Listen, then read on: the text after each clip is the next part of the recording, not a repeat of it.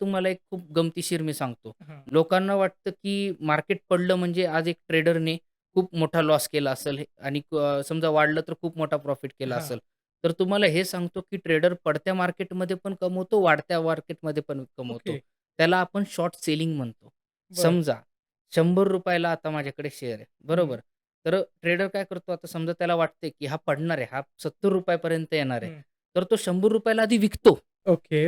विकतो आणि ₹70 ला बाय करतो. म्हणजे 100 आणि ओके. म्हणजे त्याची बायिंग प्राईस काय झाली? श ₹70 झाली. ₹70 हां, करेक्ट. कारण ते सेलिंग ₹30 चा त्याला फायदा झाला. फायदा झाला. करेक्ट. म्हणजे पडत्या मार्केटमध्ये शेअर पडला तरी त्याला फायदा झाला. ओके. आणि समजा त्याला माहिती असतं, की मार्केट वाढणार आहे. 100 चा हा हां. ₹130 वरती जाणार आहे. हं. तर त्याला ₹30 वाढत्या ह्याच्यामध्ये पण फायदा झाला. करेक्ट. तर अशा प्रकारे मला सांगायचं होतं, की तुम्ही ट्रेडर असा किंवा इन्व्हेस्टर असा, तुम्हाला वाढत्या मार्केटमध्ये पण अपॉर्च्युनिटी आहे, पडत्या मार्केटमध्ये पण अपॉर्च्युनिटी आहे. फक्त व्यवस्थित त्या गोष्टीचा आपण अभ्यास केला, तर आपण नक्कीच ह्या फील्डमध्ये भरपूर पैसे कमवू शकतो.